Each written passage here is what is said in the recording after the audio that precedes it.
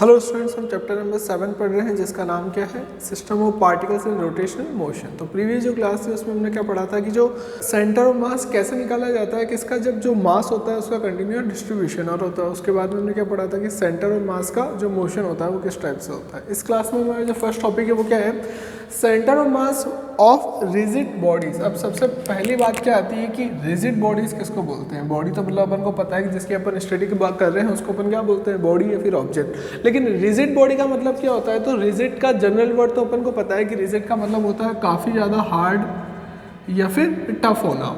अब rigid body का मतलब वो बॉडी जो काफ़ी ज़्यादा हार्ड या टफ होगी, तो इसका मतलब उसी को बोलते होंगे क्या, रिजिड बॉडी। लेकिन यहाँ पे इसकी डेफिनेशन थोड़ी सी अलग है। क्या है, अपन बात करते हैं जनरली आइडियल फॉर्म की, कि मतलब एक ऐसी बॉडी जो बहुत ज़्यादा हार्ड, बहुत ज़्यादा टफ, बहुत ज़्यादा स्टिफ है।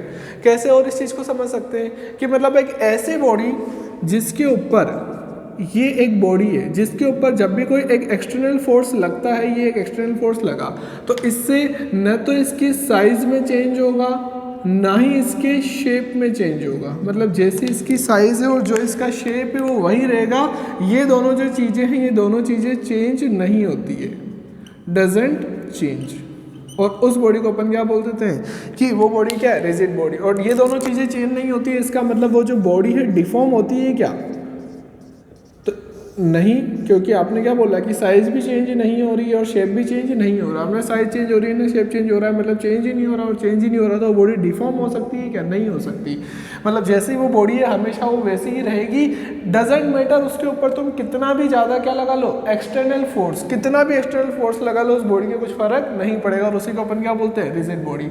अब पहली बात तो क्या है कि ऐसी कोई बॉडी प्रैक्टिकली एग्जिस्ट कर सकती है क्या, तो नहीं कर सकती, क्योंकि हर बॉडी की एक लिमिट होती है फोर्स सस्टेन करने की। एक लिमिट के बाद उससे ज़्यादा अगर आपने फोर्स लगाया तो बॉडी क्या होने लग जाती है, डिफॉर्म होने लग जाती है। तो फिर ये रिजिड बॉडी का कॉन्सेप्ट किसके लिए है, ये जनरली जो कॉन्सेप्ट है ये होता है हमारा सॉलिड बॉडीज़ के लिए। जो सॉलिड बॉडीज़ होती है, फॉर एग्जांपल जैसे स्टील हो गया या फिर कोई हार्ड ग्लास हो गया, तो बहुत कम फोर्सेस के लिए अपन उनको कैसे ट्रीट कर सकते हैं, as a rigid body. For example अगर मैं बात करूं, जैसे ये मेरे हैंड के अंदर मार्कर है, अब इसके ऊपर अगर मैं फोर्स लगाता हूँ, ये देखो मैं अपनी फिंगर से इसके ऊपर फोर्स लगा रहा हूँ, तो इसकी साइज में कुछ चेंज हुआ क्या, नहीं। इसके शेप में कुछ चेंज हुआ क्या, नहीं चेंज हुआ। इसका मतलब जो सॉलिड बॉडीज़ होती है जनरली बहुत कम फोर्स के लिए उनको हम ट्रीट कर सकते हैं कैसे, रिजिड बॉडी। क्यों, क्योंकि जब उनके ऊपर हम एक मॉडरेट और लो फोर्स लगाते हैं तब उनके ऊपर फर्क नहीं पड़ता। लेकिन प्रैक्टिकली क्या होता है कि आइडियली बात करें कि रिजिड बॉडी का मतलब क्या है कि आप कितना भी फोर्स लगा दो, वो तो बात भी आइडियली, यहाँ अपन बात कर रहे हैं किसकी, प्रैक्टिकली। अब बात आती है कि जो रिजिड बॉडी होती है उनका सेंटर ऑफ मास कैसे निकालते हैं। तो वो जो रिजिड बॉडीज होती है उनका सेंटर ऑफ मास दो चीज़ों के ऊपर डिपेंड करता है। फर्स्ट चीज़ क्या है कि उसका जो ज्योमेट्रिकल शेप है, ज्योमेट्रिकल शेप है वो कैसा है, मतलब वो बॉडी जो है ज्योमेट्री के अकॉर्डिंग कैसी दिख रही है। और सेकंड जो वो डिपेंड करता है सेंटर ऑफ मास, वो डिपेंड करता है distribution of mass, distribution of mass के मतलब जो मास है उसका डिस्ट्रीब्यूशन कैसा है उसके ऊपर वो डिपेंड करता है। ठीक है, अब अगर अपन बात करते हैं कुछ रेगुलर बॉडीज़ के सेंटर ऑफ मास की, कुछ रेगुलर बॉडी जो जनरली हमारे डेली लाइफ में यूज आती है, प्रैक्टिकली फिजिक्स में उनका सेंटर ऑफ मास कहाँ पे होगा। अब वो वाली बॉडी जो क्या होती है, सिमेट्रिकल होती है किसी भी एक्सिस या पॉइंट के अराउंड, उन बॉडीज़ का जो सेंटर ऑफ मास होता है वो कहाँ होता है, उनके ज्योमेट्रिकल सेंटर में। फिर से वो रेगुलर बॉडीज़ जो कि क्या होती है, सिमेट्रिकल होती है, उनका जो सेंटर ऑफ मास होता है वो कहाँ पे होता है, उनके ज्योमेट्रिकल सेंटर पे। कैसे अपन देखते हैं कुछ एग्जाम्पल्स, जैसे सबसे पहले बात करते हैं लॉन्ग थिन रोड। अब ये तो अपन ने प्रीवियस लेक्चर में निकाला हुआ है कि जो थिन रोड होती है उसका जो सेंटर ऑफ मास का होता है, बिल्कुल उसके सेंटर में। क्यों, क्योंकि अपन को पता है कि इसके अंदर ये जो सेंटर है, इसके अबाउट कहीं पर भी देख लो पूरी की पूरी क्या सिमेट्री, जितना मास इधर है उतना ही मास इधर है, और जैसी इधर दिख रही है वैसी उधर दिख रही है। इसका मतलब जो सेंटर ऑफ मास कहाँ पे होता है, इसका सेंटर पे। मतलब अगर इसकी टोटल लेंथ कितनी है L, तो सेंटर ऑफ मास का होगा मिडिल में L/2 पे, जो कि अपन ने निकाला था प्रीवियस लेक्चर में। अब ऐसे इसका मतलब जितनी भी सिमेट्रिकल चीजें सबका जो होगा वो कहाँ पे होगा, उनके ज्योमेट्रिकल सेंटर में, कुछ को छोड़ के। जैसे सेकेंड अपन बात कर रहे हैं थिन सर्कुलर रिंग, मतलब एक रिंग बोल सकते हैं जो कि क्या है, थिन और सर्कुलर। तो अब ये ले ली, यहाँ पे मैंने एक रिंग ले ली, एक होलो रिंग, तो ऑब्वियसली बात है होलो ही होगी। तो वो जो रिंग है उसका जो सेंटर ऑफ मास है तो वो कहाँ पे होगा, तो उसका ज्योमेट्रिकल सेंटर। अब रिंग का सेंटर कहाँ पे होता है, उसके सेंटर पे। तो इसका मतलब जो सेंटर ऑफ मास है, अब वो कहाँ पे, यहाँ पे बहुत इंपॉर्टेंट चीज़ आपको समझनी है कि यहाँ पे जैसे ये रिंग है तो इसका सेंटर ऑफ मास कहाँ पे, इसके ज्योमेट्रिकल सेंटर पे। और ज्योमेट्रिकल सेंटर कहाँ, इसके सेंटर में। वही होगा, ऑब्वियस सी बात है। तो अब वो देखो जहाँ पे सेंटर ऑफ मास है, जो मेरे को चीज़ बतानी है वो समझना, जहाँ पे सेंटर ऑफ मास है किसका, रिंग का, वहाँ पे तो मास ही नहीं है। कहने का मतलब सेंटर ऑफ मास कहाँ पे है, रिंग के सेंटर में। तो रिंग के सेंटर में मास है क्या, नहीं है, मास तो ओनली कहाँ है, बाउंड्रीज पे, लेकिन फिर भी सेंटर ऑफ मास कहाँ आ रहा है, सेंटर में। इसका मतलब सेंटर ऑफ मास को फर्क नहीं पड़ता कि वहाँ पे मास है या नहीं है, उसको बस किससे फर्क पड़ता है कि सब डायरेक्शन में सिमेट्री के अकॉर्डिंग जब अपन मास का कंसंट्रेटेड फॉर्म निकालते हैं तो कहाँ निकलता है, यहाँ। जब अपन क्या करते हैं, डिफरेंशियल एलिमेंट लेके उसका पूरी रिंग के लिए क्या करते हैं, इंटीग्रेशन करते हैं। कोई भी एक कोऑर्डिनेट एक्सिस ये मैंने जैसे यहाँ पे ले लिया, ये क्या हो गया एक्स और ये क्या हो गया वाई, ठीक है। तो इस टाइप से अपन इस चीज़ को समझ सकते हैं। तो नेक्स्ट अपन बात कर रहे हैं सर्कुलर डिस्क। अब ऑब्वियसली बात है, जैसे रिंग होती है वैसे सिमेट्रिकल क्या है आपके डिस्क, और डिस्क का भी क्या होगा, उसके ज्योमेट्रिकल सेंटर, जीसी मतलब क्या, ज्योमेट्रिकल सेंटर। अब जैसे ये डिस्क है आपकी, तो इसका जो होगा सेंटर ऑफ मास कहाँ पे होगा, इसके ज्योमेट्रिकल सेंटर पे, मतलब इसके सेंटर पे, ठीक है। नेक्स्ट अपन बात कर रहे हैं रेक्टेंगुलर लेमिना, मतलब कोई रेक्टेंगुलर स्ट्रक्चर है तो उसका कहाँ पे होगा, जहाँ पे उसके डायगोनल्स मीट होंगे। तो point of intersection of diagonals, जहाँ पे उसके डायगोनल्स मीट होंगे, कट होंगे एक दूसरे को, वहीं पे क्या होगा उसका सेंटर ऑफ मास। जैसे मैं यहाँ पे बात कर रहा हूँ कि एक ये डायगोनल हो गया इसका और एक ही दूसरा हो गया, तो जहाँ पे वो दोनों कट हो रहे हैं वहाँ पे क्या है उसका centre of mass. Next rectangular cubical block. अब एक ये तो 2 डायमेंशनल की बात थी, अब अपन बात कर रहे हैं किसकी, 3 डायमेंशनल। तो रेक्टेंगल को जो है 3 डायमेंशन में देखते हो तो अब क्या किस फॉर्म में बनता है वो क्यूब। अब यहाँ पे क्या है कि रेक्टेंगुलर क्यूब है तो उसका कहाँ होगा, तो वहाँ पे भी वही बात हो गई कि जहाँ पे उसके डायगोनल मीट होंगे। तो कोई भी 2 डायगोनल बना दो, एक मैंने डायगोनल बना दिया ये वाला डायगोनल, और एक मैंने दूसरा डायगोनल बना दिया ये वाला डायगोनल। तो ये दोनों कहाँ मीट हो रहे हैं, यहाँ मीट हो रहे हैं और यहाँ मीट हो रहे हैं। तो यहाँ क्या हो जाएगा इनका सेंटर ऑफ मास। तो सेंटर ऑफ मास का होगा रेक्टेंगुलर लेमिना या फिर क्यूबॉइड के अंदर, जहाँ पे क्या होगा उनके डायगोनल्स मीट होंगे, ठीक है। Next cylinder. अब सिलेंडर पता है अपन को, उसका जो एक्सिस होता है उसके अबाउट क्या होता है, सिमेट्रिकल किसी भी साइड में अपन देख लियो, और उस एक्सिस का जो मिडिल पॉइंट होगा सिलेंडर का, एक्सिस जो है टोटल जितनी सिलेंडर की लेंथ है उस लेंथ के अंदर जो मिडिल पॉइंट होगा वहाँ पे क्या होगा उसका सेंटर ऑफ मास। वही अपन को पता है कि कहाँ पे होता है ज्योमेट्रिकल सेंटर। अब सिलेंडर का ज्योमेट्रिकल सेंटर कहाँ होगा, उसके एक्सिस के मिड पॉइंट के ऊपर, ठीक है। नेक्स्ट सॉलिड और हॉलो स्फीयर। अब सॉलिड स्फीयर लो या फिर हॉलो स्फीयर लो, दोनों बात एक ही है।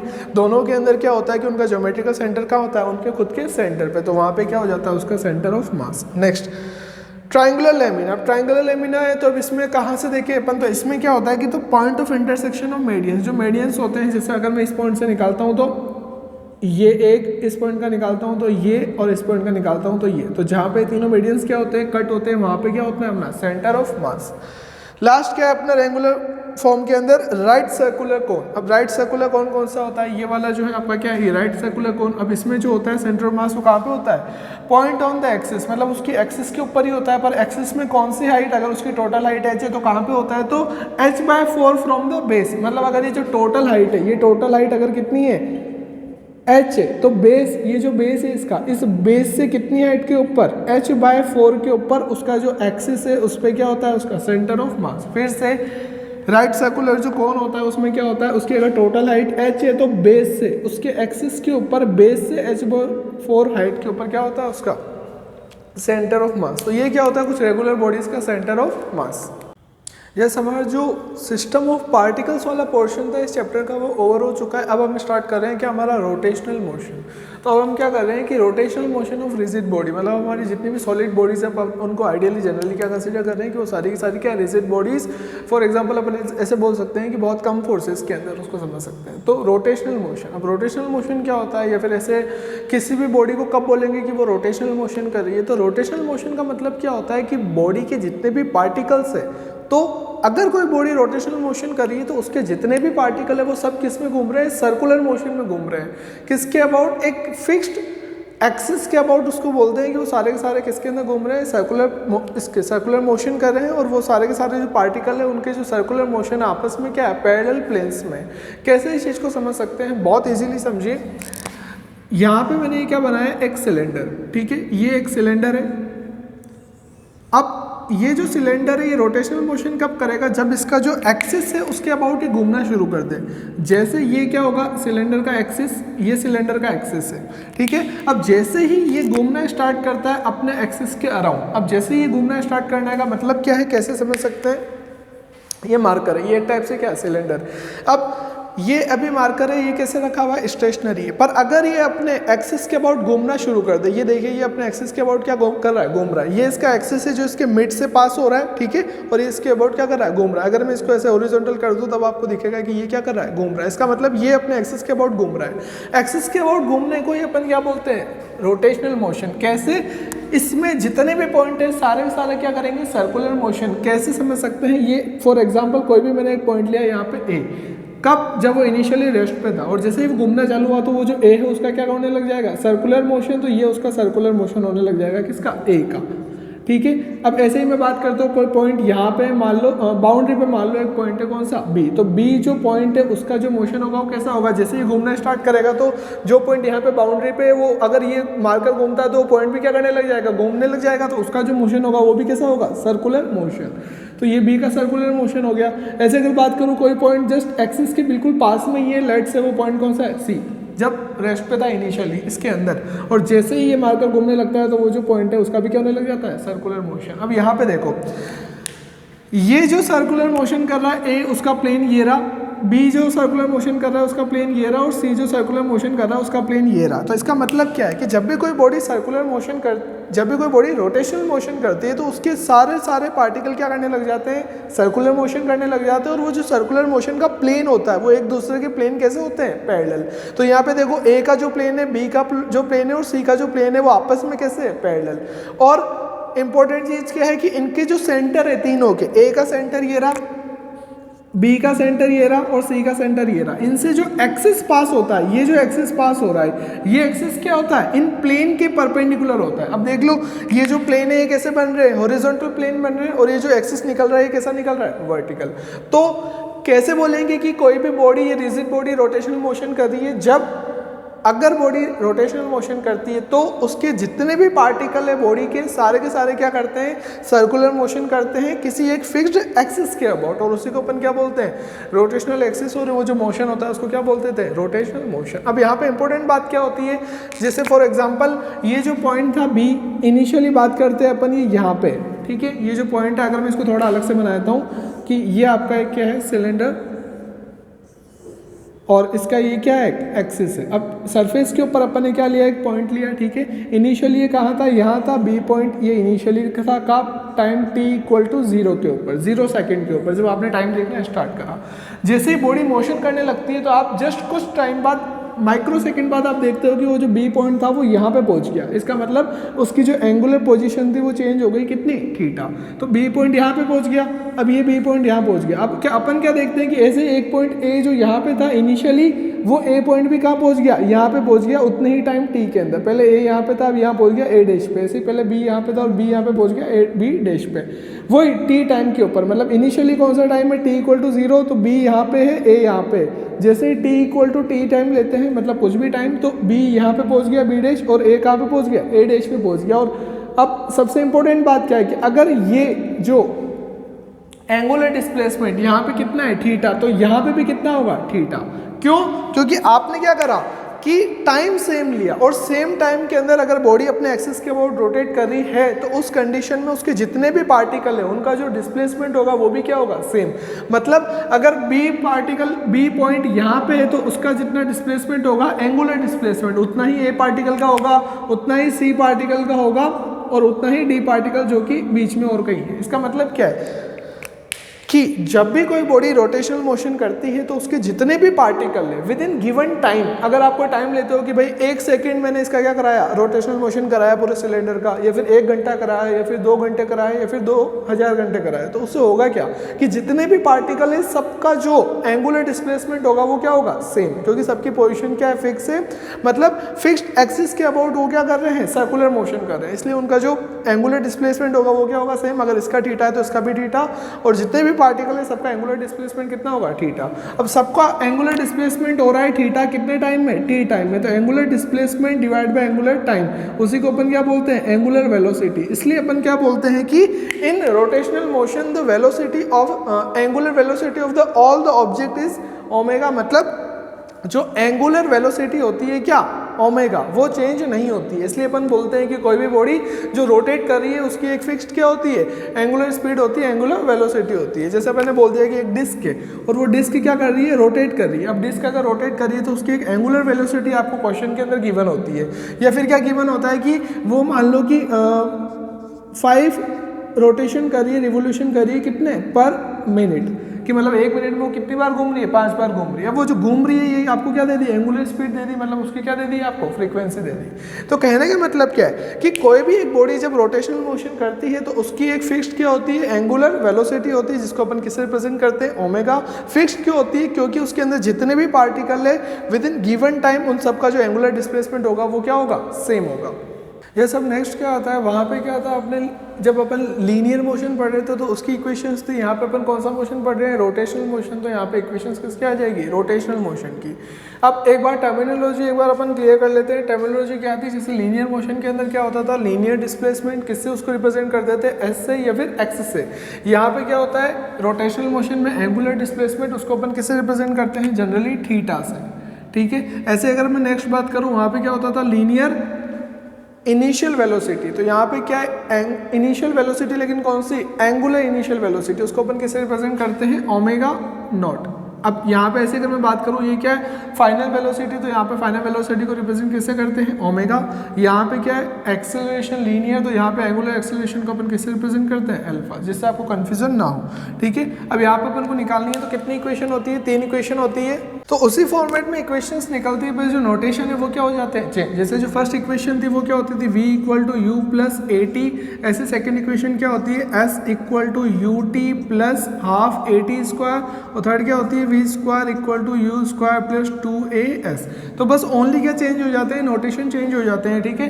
अब पहली जो इक्वेशन है वहाँ पे किससे निकलती थी, एक्सेलरेशन से। एक्सेलरेशन क्या होता है, a = dv/dt, मतलब change in velocity with respect to time, differential change in velocity with respect to differential time. और ऐसे अगर अपन बात करें सेकंड की, तो सेकंड क्या हो जाती है, वेलोसिटी वाले फॉर्मूले से क्या निकल जाती है, ds/dt। और थर्ड जो इक्वेशन है वापस एक्सेलरेशन की इससे निकलती है। तो ये अपन ने वहाँ करा था, सेम प्रोसीजर यहाँ अप्लाई करना है, बस नोटेशन चेंज करना है। मैं फिर से बोल रहा हूँ, सेम प्रोसीजर है जो वहाँ था। तो सबसे पहले अपन बात करते हैं फर्स्ट इक्वेशन। तो अपन क्या निकाल रहे हैं, फर्स्ट इक्वेशन किसकी, रोटेशनल मोशन की। क्या फॉर्मूला होता है अपना, ये एक्सेलरेशन, तो एक्सेलरेशन यहाँ पे क्या हो जाएगा, अल्फा। तो अल्फा क्या हो जाएगा, d⍵/dt, ठीक है। यहाँ से जो d⍵ है वो कितना निकल गया, अल्फा dt। अब कितनी चीज़ चेंज हो रही है, 2 चीज़ चेंज हो रही है। फर्स्ट कौन सी, ओमेगा चेंज हो रहा है, सेकंड क्या चेंज हो रहा है, टाइम।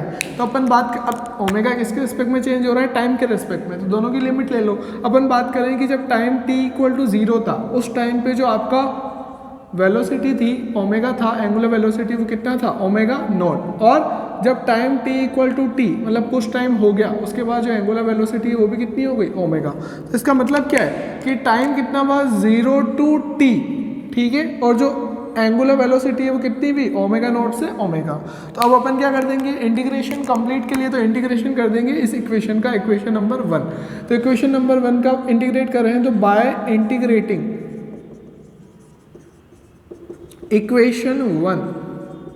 अब इक्वेशन 1 का इंटीग्रेट कर रहे हैं तो क्या हो जाएगा, d⍵ = अल्फा dt। ये अपनी इक्वेशन 1 है। अब इसका भी क्या कर रहे हैं, दोनों साइड में इंटीग्रेशन की लिमिट पुट कर रहे हैं। यहाँ पे क्या है, ओमेगा, तो ओमेगा की लिमिट कितनी है, ओमेगा नॉट से ओमेगा। तो यहाँ पे क्या आएगा, ओमेगा नॉट, और यहाँ पे कितना आएगा, ओमेगा। अब ऐसे अगर अपन यहाँ पे बात करें dt मतलब टाइम की लिमिट कितनी है, 0 to t, ठीक है। नेक्स्ट, अब यहाँ पे कुछ भी नहीं है तो डॉट, मतलब 1 आ जाएगा। और 1 का जो इंटीग्रेशन होगा वो कितना हो जाएगा, जिसके रेस्पेक्ट में कर रहे हो, किसके रेस्पेक्ट में कर रहे हो, ओमेगा। तो क्या आ जाएगा यहाँ पे, ओमेगा। लिमिट कितनी है, लोअर कितनी है, ओमेगा नॉट, और अपर कितनी है, ओमेगा। इधर देखो अल्फा क्या है, कांस्टेंट का आ जाएगा बाहर। और अल्फा क्या कांस्टेंट है, क्योंकि इक्वेशंस किसके लिए निकलती है, यूनिफॉर्म एक्सेलरेशन के लिए। वहाँ पे भी यूनिफॉर्म लीनियर एक्सेलरेशन, यहाँ पे यूनिफॉर्म एंगुलर एक्सेलरेशन। तो अल्फा बाहर आ गया। यहाँ पे अंदर क्या बचा, इंटीग्रेशन ऑफ 0 to t और dt। अब कुछ नहीं है तो यहाँ पे क्या हो जाएगा, 1 dot t, और 1 का कितना हो जाता है, इंटीग्रेशन t। तो अब वो जब अपन सॉल्व करते हैं तो कितना निकल जाता है, अल्फा t, और लिमिट्स कितनी हो जाती है आपकी, 0 to t। जब लिमिट पुट करते हैं तो ये इक्वेशन कितनी हो जाती है, upper limit minus lower limit. Upper limit कितनी है, ओमेगा, माइनस लोअर लिमिट कितनी है, omega not, equal to alpha, और यहाँ पे पुट करो अपर लिमिट कितनी है, टी और लो लिमिट कितनी है 0, 0 पुट करोगे तो मतलब आई नहीं, कोई पूरे टाइम क्या हो जाएगी 0, तो ये आता है कितना ये। और इसको मैं और सिंप्लीफाई के लिए क्या लिख सकता हूँ, omega equal to omega naught plus alpha T. तो ये आपकी इक्वेशन हो जाती है कौन सी, equation first equation of motion, कौन से, रोटेशनल मोशन। अब जैसे यहाँ पे क्या था v equal to u plus a t, same procedure, v क्या है फाइनल वेलोसिटी, तो ओमेगा क्या है फाइनल एंगुलर वेलोसिटी u, तो यहाँ पे क्या आ गया ओमेगा नॉट, u की जगह पे क्या ओमेगा नॉट, यहाँ पे क्या ए टी और यहाँ पे क्या हो जाएगा अल्फा टी। बस इक्वेशंस वही है, बस फॉर्मेट क्या होता है चेंज। अब अपन बात करते हैं किसकी, सेकेंड इक्वेशन की। सेकेंड इक्वेशन जो है, सेकेंड इक्वेशन क्या होती है, s equal to u t plus half a t square, किसके अंदर, लीनियर के अंदर, और अब अपन को किसमें निकालनी है, एंगुलर में। किसकी हेल्प से निकालते थे वहाँ पे, वेलोसिटी, यहाँ पे भी किसकी हेल्प से निकालेंगे, वेलोसिटी। तो अब अपन बात कर रहे हैं सेकंड इक्वेशन। सेकंड इक्वेशन कैसे निकालेंगे, यही वाला फॉर्मूला, बस इसको किसकी टर्म्स में पुट करना है, एंगुलर की टर्म्स में। ओमेगा, ओमेगा क्या, यहाँ पे क्या है ds बाय डी टी, तो वहाँ पे अपने क्या होता है D theta by D T. Theta क्या, एंगुलर डिस्प्लेसमेंट, तो यहाँ से जो डी थीटा है वो कितना निकल जाता है, ओमेगा डी टी। बस अब लिमिट पुट कर दो, जो चीज़ चेंज हो रही है, क्या चीज़ चेंज हो रही है, यहाँ पे क्या चेंज हो रहा है, थीटा। तो थीटा मैं बोल रहा हूँ कि इनिशियली थीटा कितना है 0, और बाद में थीटा कितना हो गया, थीटा। और उस टाइम पे, कब टाइम की बात है, जब टाइम कितना था 0, तो थीटा भी कितना है 0, और जब टाइम कितना हो गया t, तो थीटा भी कितना हो गया, थीटा, मतलब कुछ उसकी पर्टिकुलर वैल्यू हो गई। ठीक है, अब ये तो बात हुई इसकी। अब अपन इस इक्वेशन का, ये जो इक्वेशन है इसको मान लो कि ये जो आपकी इक्वेशन नंबर सेकंड है, ये इक्वेशन नंबर कौन सी है, थर्ड। अब इक्वेशन थर्ड का क्या कर रहे हैं, integration d theta equal to, यहाँ पे क्या हो जाएगा, integration of omega d t. जब अपन लिमिट्स पुट करेंगे तो लिमिट्स कितनी है आपकी, थीटा, थीटा की लिमिट कितनी है 0 टू थीटा, और टाइम की लिमिट कितनी है 0 टू टी। अब यहाँ पे क्या आ रहा है, ओमेगा। अब ओमेगा की वैल्यू तो अपन को पता है, अपन इक्वेशन 1 में निकाल चुके हैं, इक्वेशन 2 में। तो इक्वेशन 2 की जो वैल्यू है अपन इस इक्वेशन में पुट कर रहे हैं, लेट से इक्वेशन कौन सी है 4। तो अब यहाँ पे नेक्स्ट लाइन क्या आ जाएगी, by putting value of omega in equation 4, मतलब ये जो ओमेगा की वैल्यू है इक्वेशन 2 की, उसको किस में पुट कर रहा हूँ, इक्वेशन 4 में, इस जगह पे। तो क्या हो जाएगी equation 0 to theta d theta equal to 0 to t. Omega की जगह पे क्या लिख सकते हैं, omega naught plus alpha t, और मल्टीप्लाई किससे हो रहा है, डी टी से। ठीक है, अब अपन को सिंपली क्या करना है, यहाँ पे इसका डिफरेंशिएशन, सॉरी इंटीग्रेशन, क्योंकि इंटीग्रेशन कर रहे हैं अपन। अब यहाँ पे कुछ नहीं है तो कितना हो जाएगा 1, और 1 का कितना होता है थीटा, लिमिट्स पुट कर दो, कितना हो जाएगा थीटा डिवाइड, और यहाँ पे लोअर लिमिट कितनी हो जाएगी 0।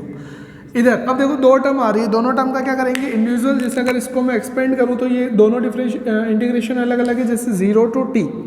अब यहाँ पे क्या है ओमेगा नॉट, और ये किससे मल्टीप्लाई हो रहा है, डी टी से। तो एक टर्म तो ये निकल गई, प्लस बीच में प्लस आ रहा है, इंटीग्रेशन ऑफ 0 टू टी, यहाँ पे कितना है अल्फा टी, तो अल्फा टी डी टी, ये दो टर्म हो गए, दोनों का इंडिविजुअल क्या करना है, इंटीग्रेशन। पहले इसका कर रहे हैं। अब ये ओमेगा नोट, ओमेगा नोट क्या है, कांस्टेंट, उसको कहाँ निकाल दिया, बाहर, तो वो कहाँ गया बाहर, ओमेगा नोट। अंदर क्या बचा, कुछ भी नहीं, मतलब 1 का कितना होता है इंटीग्रेशन, जिसके रेस्पेक्ट में कर रहे हैं, किसके रेस्पेक्ट में कर रहे हैं, डी टी के रेस्पेक्ट में, तो कितना हो जाएगा टी। लिमिट पुट कर रहे हैं 0 टू टी, तो ये 0 to t plus integration, alpha तो कांस्टेंट है, तो अल्फा तो कहाँ गया बाहर। अब कितना बचा टी, टी मतलब टी की पावर 1। अब टी की पावर n का फॉर्मूला क्या होता है, यहाँ पे टी की power n+1 divide by n+1, तो यहाँ पे हो जाएगा, अब पावर कितनी है 1, तो कितना हो जाएगा टी की पावर 1+1 डिवाइड बाय 1+1, मतलब टी स्क्वायर बाय 2, तो टी स्क्वायर बाय 2, और लिमिट पुट कर दो, टाइम की कितनी है 0 टू टी। जब लिमिट पुट करते हैं तो यहाँ पे क्या आ जाता है, अपर लिमिट कितनी है थीटा माइनस लोअर लिमिट कितनी है 0 इक्वल टू ओमेगा नॉट। अब वहाँ पे अपर लिमिट कितनी है थीटा, लोअर लिमिट कितनी है 0, लिखो मत लिखो बात बराबर है, पूरी टर्म क्या हो जाएगी 0 प्लस अल्फा, अपर लिमिट कितनी है टी स्क्वायर, तो T square upon 2 minus lower limit कितनी है 0, तो ये आ जाएगा 0 का स्क्वायर डिवाइड बाय 2, तो बात कितनी आ जाएगी 0। इसको सिंप्लीफाई करो तो कितना आ जाता है, theta equal to omega naught T plus alpha half alpha T square, और ये क्या हो जाती है अपनी इक्वेशन नंबर, ये कौन सी थी अगर 4, तो इसको बोल दो इक्वेशन नंबर 5, जो कि अपनी क्या हो जाती है सेकंड इक्वेशन। यहाँ पे देखो क्या है s, तो यहाँ पे क्या है क्या थीटा, यहाँ पे क्या है यू टी। अब यू टी, यू का क्या होता है ओमेगा नोट, और टी का क्या है टी, तो यहाँ पे क्या आ जाएगा ओमेगा नोट टी। यहाँ पे क्या है हाफ ए टी स्क्वायर, तो यहाँ पे क्या हो जाता है हाफ अल्फा टी स्क्वायर। तो फिर फॉर्मेट बिल्कुल सेम है, बस अपन को क्या करना है, नोटेशन चेंज है ओनली। अब ऐसे अगर अपन क्या निकाले थर्ड इक्वेशन, तो थर्ड इक्वेशन वहाँ क्या होती है, s equal to u t plus half a t square, sorry v square equal to u square plus 2s। ये क्या होती है थर्ड इक्वेशन, किससे निकालते हैं अपन थर्ड इक्वेशन जो होती है, वापस एक्सेलरेशन के फॉर्मूले से। तो कितना हो जाएगा एक्सेलरेशन कितना होता है D omega by D T, ठीक है। अब यहाँ पे अपन मॉडिफिकेशन करते हैं, क्या मॉडिफिकेशन करते हैं कि न्यूमरेटर डिनोमिनेटर मल्टीप्लाई करते हैं किससे, डी थीटा से। तो ये डी थीटा से क्या कर दिया मल्टीप्लाई, इससे हुआ क्या कि ये जो D theta upon D T है, D theta upon D T को अपन क्या लिख सकते हैं ओमेगा। तो अल्फा क्या हो जाता है ओमेगा, बचा कितना D omega by D theta. इसको अगर क्रॉस मल्टीप्लाई करो तो कितना हो जाता है omega d omega equal to यहाँ पे कितना आ गया अल्फा डी थीटा।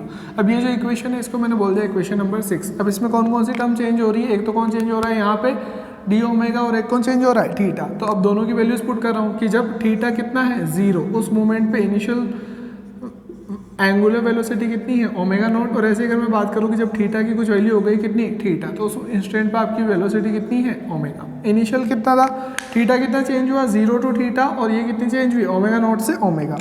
तो इक्वेशन 6 का अपन क्या कर रहे हैं इंटीग्रेशन क्या पुट करके, वैल्यूज पुट करके इंटीग्रेशन के। तो इंटीग्रेशन कर दिया मैंने, तो क्या हो गया ओमेगा डी ओमेगा, और यहाँ पे कितना हो गया integration of alpha D theta. Values put कर रहा हूँ लिमिट्स की, ओमेगा की कितनी वैल्यू है ओमेगा नॉट से ओमेगा, तो lower limit omega naught, upper limit omega. ऐसे ही यहाँ पे थीटा इनिशियल कितना था 0 से कितना हो गया कुछ वैल्यू हो गई, तो 0 टू थीटा कुछ इसकी वैल्यू हो गई। अब ओमेगा का करना है ओमेगा के रेस्पेक्ट में, कुछ नहीं है तो पावर 1, मतलब x की पावर n का फॉर्मूला कितनी होती है x की power n+1 divide by n+1। तो यहाँ पे 1 है तो 1+1 डिवाइड बाय 1+1, तो ये कितना हो जाएगा ओमेगा स्क्वायर अपॉन 2। और अपर लिमिट कितनी है ओमेगा, लोअर लिमिट कितनी है ओमेगा नॉट इक्वल टू, यहाँ पे अल्फा क्या कांस्टेंट कहाँ जाएगा बाहर। अब डी थीटा मतलब अल्फा तो बाहर चला गया, अंदर क्या बचा कुछ भी नहीं, मतलब 1, और 1 का क्या होता है जिसके रेस्पेक्ट में करते हो, किसके रेस्पेक्ट में कर रहे हैं थीटा के रेस्पेक्ट में, तो कितना आ जाएगा थीटा। अपर लिमिट कितनी है थीटा, लोअर लिमिट कितनी है 0। नेक्स्ट अब वही वैल्यूज पुट करो, पहले अपर लिमिट पुट कर रहे हैं तो कितना आ जाएगा omega square upon 2 minus lower limit कितनी है ओमेगा नॉट का स्क्वायर अपॉन 2। इधर कितना बचा अल्फा, और अपर लिमिट पुट कर दी थीटा, लोअर लिमिट वैसे भी क्या 0। अब यहाँ पे मैं 2 को क्या कर रहा हूँ एलसीएम ले रहा हूँ, तो जब 2 को एलसीएम लूंगा तो नेक्स्ट स्टेप क्या हो जाएगी कि ये 2 नीचे आ जाएगा, और इसके बाद मैं 2 को क्रॉस मल्टीप्लाई करके उधर भेज दूंगा तो ये 2 का आ जाएगा यहाँ पे, तो यहाँ से हट जाएगा। तो अब ये जो इक्वेशन है इसको अगर सिंप्लीफाई फॉर्म में अपन लिखें तो ये जो इक्वेशन बची कितनी कि omega square minus omega naught का स्क्वायर इक्वल टू क्या 2 अल्फा थीटा, और इसी को अपन क्या लिख सकते हैं कि ओमेगा स्क्वायर इक्वल टू, अब ये माइनस ओमेगा नॉट स्क्वायर है तो उसको उधर भेजेंगे तो कितना हो जाएगा प्लस, तो plus omega naught square plus 2 alpha theta, और यही अपनी क्या हो जाती है थर्ड इक्वेशन हो जाती है किसकी रोटेशनल मोशन की। अब देखो इजीली कंपेयर कर सकते हैं, क्या है यहाँ पे क्या है वी स्क्वायर, वहाँ पे क्या है ओमेगा स्क्वायर, यहाँ पे क्या है यू स्क्वायर, वहाँ पे क्या है ओमेगा नॉट का स्क्वायर, यहाँ पे क्या है 2as और वहाँ पे 2 अल्फा थीटा। तो ये अपनी क्या निकल जाती है इक्वेशंस निकल जाती है किसकी रोटेशनल मोशन की। यस नेक्स्ट अपन एक क्वेश्चन करते हैं, एग्जांपल करते हैं। क्या एग्जांपल है कि आपको एक व्हील की दे रखी है कि जो एवरेज स्पीड है वो इंक्रीज हो गई कितनी 1200 आरपीएम टू 3120 आरपीएम, मतलब इतने आरपीएम हो रहे थे रिवोल्यूशन पर मिनट से, कितने होने लग गए इतने, मतलब एक व्हील क्या कर रहा है घूम रहा है, पहले इतने आरपीएम से घूम रहा था, इतने रिवोल्यूशन कर रहा था 1 मिनट में, बाद में इतने रिवोल्यूशन करना लग गया 1 मिनट के अंदर, और इतने से इतने पहुंचने में उसको जो टाइम लगा वो कितना लगा इतना टाइम लगा। तो आपसे पूछ क्या रहा है एक्सेलरेशन पूछ रहा है, और आपसे क्या पूछ रहा है कि इतने टाइम के अंदर उसने कितने नंबर ऑफ रिवोल्यूशन करे। तो ये दोनों चीज़ें आपसे पूछ रहा है। अब पहली चीज़ क्या आ जाती है कि आपको स्पीड दे रखी है, लेकिन स्पीड किसकी टर्म्स में दे रखी है फ्रीक्वेंसी की टर्म्स में। कैसे कि उसने बोल दिया कि इतने रिवोल्यूशन हो रहे हैं इतने टाइम में, यही तो होता है फ्रीक्वेंसी होती क्या है कि number of revolution per unit time, और इतने ही उसने दे रखी है, मतलब उसने आपको क्या दे रखी है फ्रीक्वेंसी। अब इसको वेलोसिटी में ओमेगा में कैसे अपन इस चीज़ को कन्वर्ट करें, तो देखो सिंपल सी बात क्या है कि ये एक डिस्क है, ठीक है। अब जब वो एक रिवोल्यूशन करती है, एक रिवोल्यूशन करने का मतलब क्या है, मान लो यहाँ पे एक पार्टिकल है, ये जो पार्टिकल है एक रिवोल्यूशन करने का मतलब ये कितना पहुंच गया, पहले आधा मतलब कितना होता है एंगल पाई, और उसके बाद पूरा रिवोल्यूशन करने का मतलब क्या है वो कंप्लीट वापस उसी पॉइंट पर आ गया, तो अब वापस वो कितना चल लिया वापस पाई, तो टोटल उसका रिवोल्यूशन के अंदर टोटल एंगुलर डिस्प्लेसमेंट हुआ कितना 2 पाई, और 2 पाई करने में अब एक रिवोल्यूशन में जो टाइम लगता है उसी को क्या बोलते हैं टाइम पीरियड। तो डिवाइड बाय मतलब टाइम पीरियड डिवाइड बाय मतलब टी। अब ये तो बात हुई इसकी, और 2 पाई बाई टी ये क्या एंगुलर डिस्प्लेसमेंट किसमें टी टाइम के अंदर, तो डिस्प्लेसमेंट डिवाइड बाय टाइम को ही अपन क्या बोलते हैं एंगुलर फ्रीक्वेंसी। अब 1 बाय टी 1/t जो होता है 1 टाइम पीरियड, इसी को अपन क्या बोलते हैं, फ्रीक्वेंसी। तो इसको और मैं क्या लिख सकता हूँ, ओमेगा इक्वल टू 2 पाई और 1/t को क्या लिख सकते हैं, फ्रीक्वेंसी। तो आपका जो एंगुलर वेलोसिटी का फॉर्मूला होता है वो क्या, एक और फॉर्मूला क्या हो जाता है, 2πf। तो आपको यहाँ पे दे क्या रखा है, f दे रखा है, फ्रीक्वेंसी दे रखी है। तो अपन यहाँ पे क्या निकालेंगे उससे, एंगुलर स्पीड। तो सबसे पहले निकालते हैं किसकी, फर्स्ट में मतलब ओमेगा वन कितना हो जाएगा 2πf, मतलब 2 और f कितना होने दे रखा है इनिशियली 1200, लेकिन 1200 के आरपीएम, लेकिन अपन जनरली मिनट में बात नहीं करते हैं, रेवोल्यूशन पर मिनट नहीं, अपन किस में बात करते हैं, ऐसे यूनिट क्या होती है टाइम की, सेकंड। तो सेकंड में डिवाइड करना है तो कैसे कर देंगे उसको, डिवाइड बाय 60। अभी इसको कट करेंगे तो ये कितना हो जाएगा, कट हो गया, ये कितना हो गया 2, ये कितना हो गया 0, मतलब ये कितना हो रहा है 40π। और ऐसे ही ओमेगा 2 निकालते हैं तो कितना हो जाता है 2πf2, f2 कितना है 3120, मतलब 3120 डिवाइड बाय 60। तो ये इसे क्या हो गया, कट हो गया, और ये इसको अगर करते हैं तो कितना आता है 52। तो ये कितना हो जाता है 104π। अब बात आती है कि अपन से पूछा क्या है, क्या पूछा है, एक तो अल्फा पूछा और एक नंबर ऑफ रिवोल्यूशन। अल्फा मतलब वही एंगुलर एक्सेलरेशन, तो वही इक्वेशन काम में लेनी पड़ेगी अपन को, किसकी, रोटेशनल मोशन की फर्स्ट इक्वेशन। अब alpha angular acceleration first equation में आता है, क्या होती है first equation, omega equal to omega naught plus alpha t. यहाँ से जो अल्फा टी है वो कितना निकल जाएगा, ओमेगा माइनस ओमेगा नॉट, और यहाँ से अल्फा कितना निकल जाएगा, डिवाइड बाय टी। और अपने को सारी चीज़ पता है, ओमेगा फाइनल ओमेगा कितना है 104π, माइनस इनिशियल वाला कितना है 40π, डिवाइड बाय टाइम कितना लगा 16। तो 104 में से 40 जाते हैं जब कितने बचते हैं 64, और पाई का पाई डिवाइड बाय 16, इसको इससे कट करेंगे तो कितना आ जाएगा 4। तो यहाँ पे आंसर कितना हो जाता है 4π रेडियन पर सेकंड स्क्वायर। ये आंसर निकल गया किसका, अल्फा का। सेकंड अपन से क्या चीज़ पूछ रहा है, नंबर ऑफ रिवोल्यूशन, मतलब उसने कितने रिवोल्यूशन करे। अब कितने रिवोल्यूशन करे मतलब पहली बात तो यही, वो घूम रहा है तो अपन को मिल क्या रहा है, एंगुलर डिस्प्लेसमेंट। एक बार में कितना मिला यहाँ पे अपन को 2π, तो जितनी बार घूमेगा उतने पाई। तो अपन को निकालना क्या, कोई मिला क्या, एंगुलर डिस्प्लेसमेंट। और उसको अगर मैं 2π से डिवाइड कर दूँ तो टोटल उसका जितना भी एंगुलर डिस्प्लेसमेंट होगा उसको अगर मैं 2π से डिवाइड कर दूँ तो मेरे को क्या मिल जाएंगे, नंबर ऑफ रिवोल्यूशन। क्यों, क्योंकि एक बार में आप कितना घूम रहे हो, 2π घूम रहे हो। तो जितना भी आ रहा है यहाँ पे एंगुलर डिस्प्लेसमेंट, अगर उसको 2π से डिवाइड कर दूं तो मेरे को क्या मिल जाएगा, वो नंबर कि कितनी बार वो चीज़ घूमी, कौन, व्हील घुमा। तो मेरे को निकालना है क्या है, एंगुलर डिस्प्लेसमेंट मतलब थीटा। तो थीटा की जो इक्वेशन होती है कौन सी होती है, सेकंड। क्या होता है, omega naught T plus half alpha T square. तो theta equal to omega naught मतलब इनिशियल कितना है यहाँ पे 40π मल्टीप्लाई बाय 16, ये हो गया, प्लस हाफ अल्फा कितना आ रहा है 4π मल्टीप्लाई बाय 16 का स्क्वायर। जब इसको सॉल्व करेंगे तो कितना आएगा 1152π रेडियन। तो ये अपना क्या निकल गया, एंगुलर डिस्प्लेसमेंट। लेकिन अपन से पूछ क्या रहा है, नंबर ऑफ रिवोल्यूशन। तो नंबर ऑफ रिवोल्यूशन कितने हो जाएंगे, नंबर ऑफ रिवोल्यूशन मतलब कितनी बार वो घूमे। तो टोटल कितना है, तो टोटल अपने पास है 1152π, और डिवाइड बाय क्या कर देंगे अपन, एक बार में कितना घूमना पड़ता है, तो 2π घूमना पड़ता है। तो पाई से पाई क्या हो गया, कट, ये कितना हो जाएगा कट, ये कितना आएगा 5 मतलब वापस कितना हो जाएगा 7, लास्ट में कितना बचेगा 6। इसका मतलब क्या है, इसका मतलब ये कि जो नंबर ऑफ रिवोल्यूशन है इतने टाइम के अंदर वो कितने हैं 576, मतलब 576 टाइम्स वो क्या करेगा, व्हील घूमेगा। ठीक है, थैंक यू।